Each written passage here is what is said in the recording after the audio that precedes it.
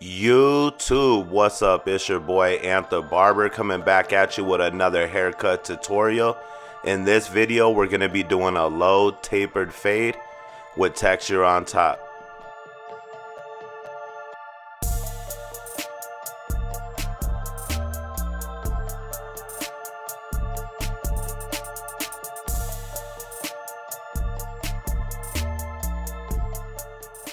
Before any haircut, I like to begin by brushing or combing out my client's hair. Shout out to Steel Tooth Comb for this dope comb. The reason why I like to brush or comb out my client's hair is because I want everything to lay in its natural direction so I could get a good visual of what needs to take place.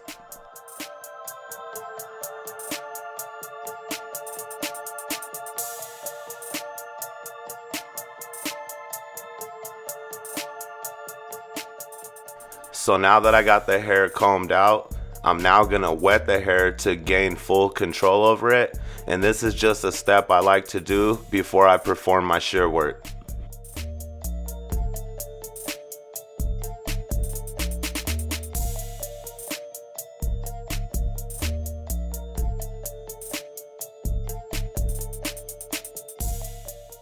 Alright, so while the hair is still wet and I feel like I have full control over it, I'm gonna jump straight into my shear work.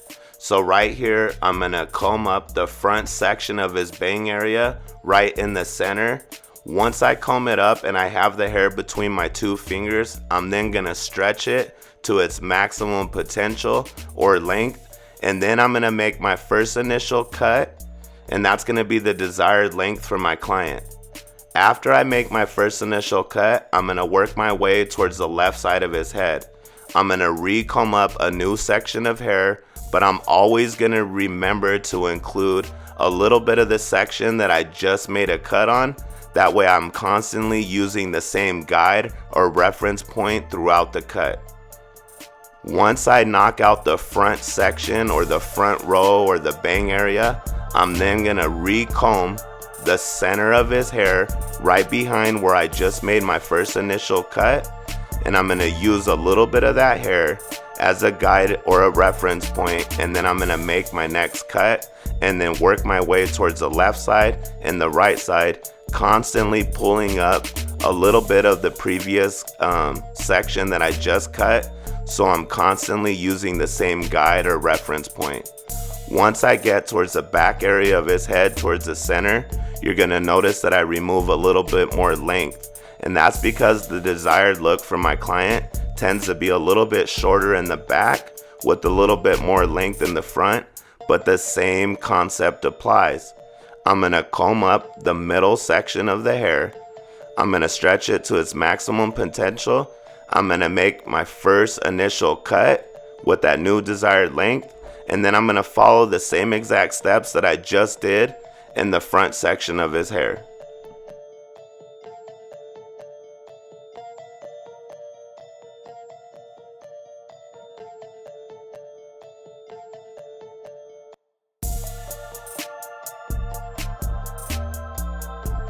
So I'm constantly being asked in my DM on Instagram and in the comment section below of my tutorials if I could do a cut in real time.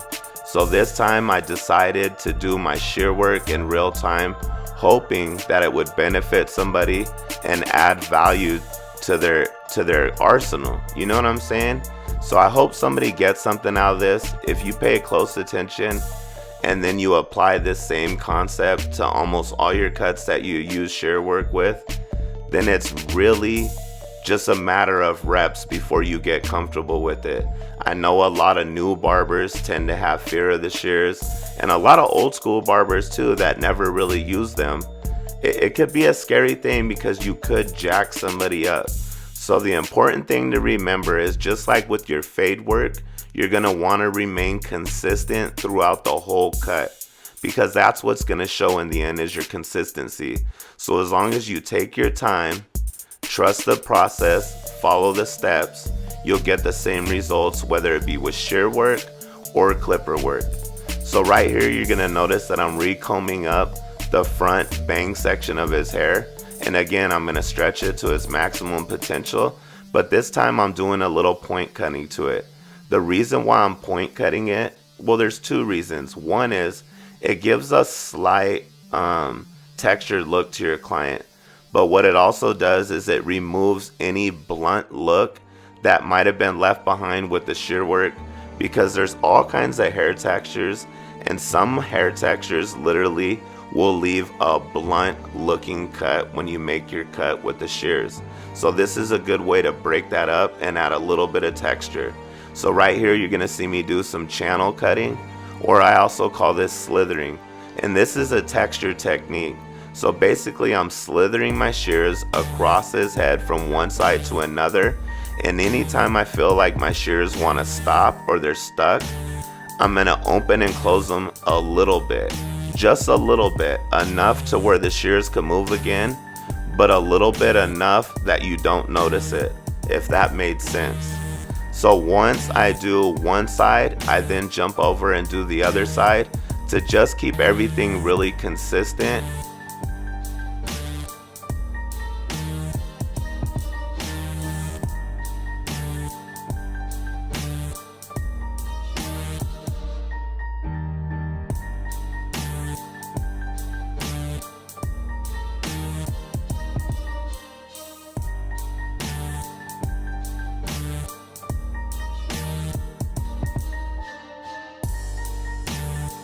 Alright, so now that I'm happy with the shear work that I just did, I'm going to begin to cross-check my work. And as I'm cross-checking my work, I'm going to use a little bit of point cutting to break up any bluntness that might have been left behind, kind of like I just explained to you with certain hair textures. And I'm also adding a little bit more texture to his cut. You're also going to notice that as I cross-check these sections, if there's any length or weight left behind that I might have missed the first time going through, I'm going to take this opportunity now to go ahead and remove it. So it's just like fade work, the same concept applies. You're going to set your first initial foundation and go through the process, and then you're going to come through and detail and finalize everything.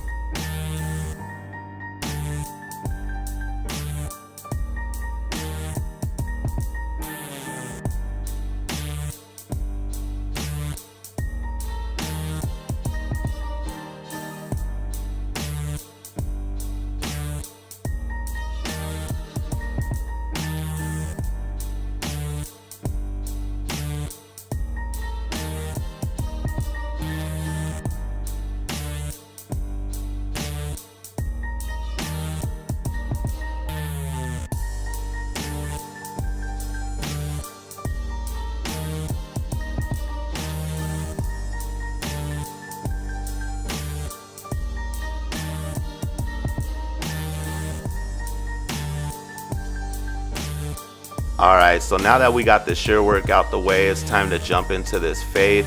Right here I'm going to take my Wahl number 4 premium guard with the lever closed, and I'm going right up to his parietal ridge, and then I'm coming directly off the head. And all I'm doing right here is I'm just removing bulk, so when I begin to do my fade work, I got a clear visual of everything that I'm doing. And I also know that any fade work that I do needs to blend into this number 4 close, which tends to be finger length for me.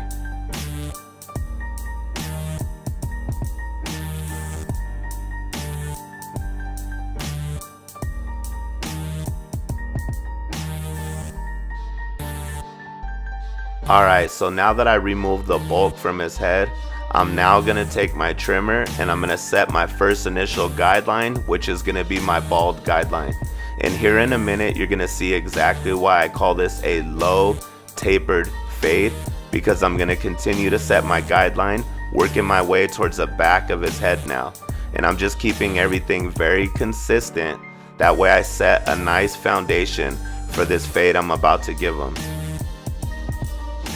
Alright, so after the first initial guide is set, this is exactly how it should look for the low tapered fade. So once you got the shape set, the foundation started, it's time to get into it. So I'm now going to take my foil shaver and I'm going to begin to bald out the guide that I just set. You're also going to notice that I stretch the skin. And the reason why I stretch the skin like that is when I'm working in little tight areas, it gives me a better visual of the area that I'm working in. You're also going to notice that when I get towards the top of that guide, I use the flick out motion with my foil shaver, and that's because I'm just trying to demonstrate a clean transition from completely bald to stubble. So now that we have that guide blended out, it's time to move on to the next guide. So I'm now going to take my clipper with the lever open, and I'm going to begin to set my next guide. And I'm giving myself the same amount of space that I gave myself with the previous guide because I want to keep everything consistent with this fade I'm giving him.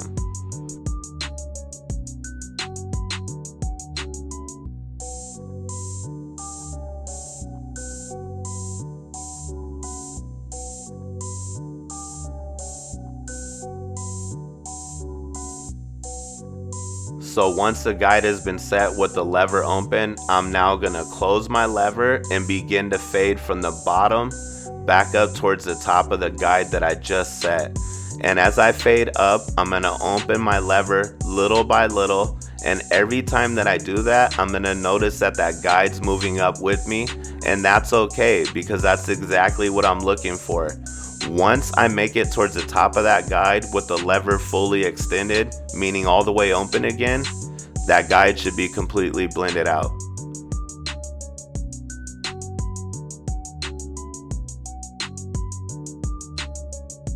Alright, so now that that guide's blended out, it's time to move on to the next one. So I'm now going to take my Wahl number 1 color guard with the lever open, and I'm going to begin to set my next guide, giving myself the same amount of space that I just gave myself with the previous 2 guides, because again, I'm trying to keep everything consistent. Once that guide has been set in with the lever fully open, I'm then going to close my lever and begin to fade from the bottom of that guide back up towards the top, opening my lever as I make my way up.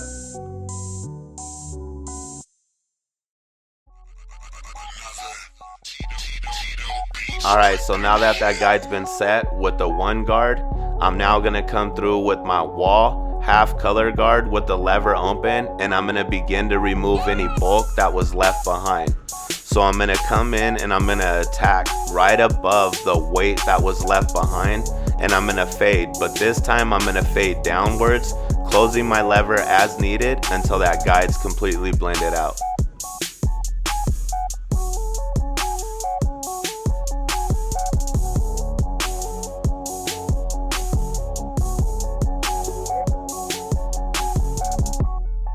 Alright, so now that I got that guide blended out, I'm now going to take my Wahl 1.5 premium guard with the lever open, and I'm going to begin to set my next guide. And this time I'm not trying to set anything harsh. So what I'm going to do is I'm going to use the flick out motion when I get towards the top of that hair. So once I set it in with the lever fully open, then I'm going to close my lever and I'm going to begin to fade from the bottom back up towards the top, opening my lever as needed. Alright, so now I'm going to come back through with my Wahl number 1 color guard with the lever open, and right where I just showed you, I noticed that some weight was left behind from the 1.5 close. So I'm going to attack that weight with the fade down process, meaning I'm going to come in and right where the weight is, I'm going to attack it, and I'm going to close my lever as needed and fade downwards until it's blended out. So you might have noticed that I left a darker area right where I just left off with that 1 guard, but I did that knowing that I'm getting ready to connect the front and the back together, so that'll all work itself out. So right here I'm going to repeat the same exact steps that I just did on the side, now in the back, connecting the 2, so I'm not going to walk you through it. But while I have your ear for a moment, I just want to say thank you for taking the time to watch this. If you made it this far and you got anything useful, I ask that you please smash that like button. If you're new to my channel, I suggest you stick around. It's only going to get doper from here. And I also want to take this time to say shout out to my boy Tito Beats for this fire that you hear in your ear. I really appreciate your beats. I feel like they set a really dope, relaxed atmosphere for my tutorials, and it sets a dope vibe. So I just want to say thank you for that.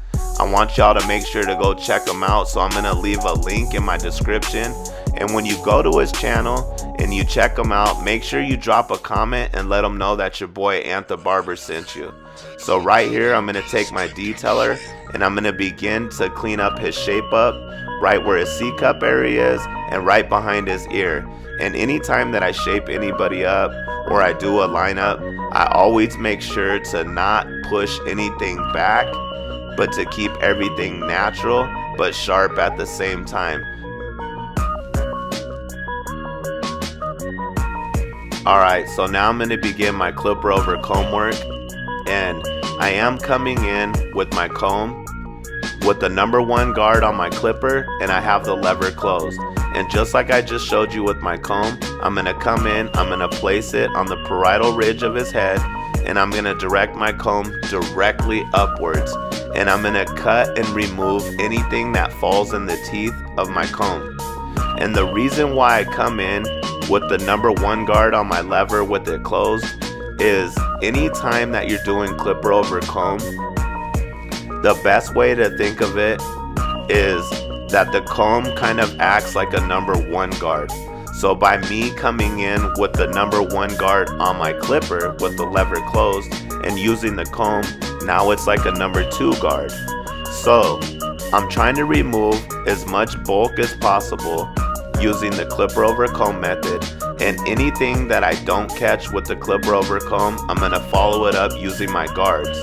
So because using the combo of the 1 guard with the comb was like essentially a number 2, I'm gonna come in with the number 2 guard with the lever open, and I'm gonna begin to attack weight.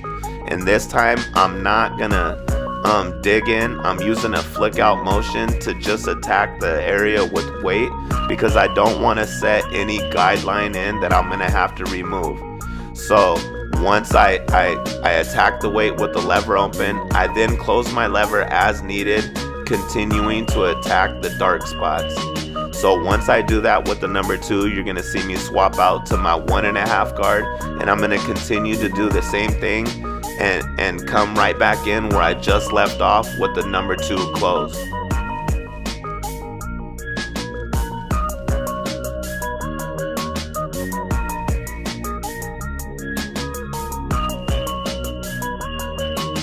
Alright, so now that everything's starting to come together, but I'm still noticing a little bit of weight, I'm going to use a technique called shear over comb, and I'm going to use my thinning shears to do it. And the reason why I like to use my thinning shears is I actually call these blending shears, because it's a great way to remove a little bit of weight while connecting whatever it is you're trying to blend into. So the best suggestion I could give you is it's just like clipper over comb. When you come in with your comb, you're gonna go ahead and go to the area where you see the weight. You're gonna set your comb in, and anything that you see fall in the teeth, you're gonna begin to attack. And what I will say about thinning shears is it's better to come in and remove a little, step back, and come in and take more than to just take a lot from the jump, because they are also used to set texture in hair. So it's really important to take a little and then take more as needed, because you could jack somebody up. Alright y'all, so here's a look at the final cut. I want to say thank you for taking the time to watch this. If you got anything useful, smash that like button.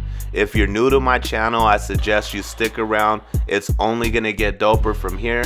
For those of you that do follow me, we're getting ready to reach that 3K giveaway, so stay tuned for that. I appreciate y'all. Be blessed and be a blessing. I'm out.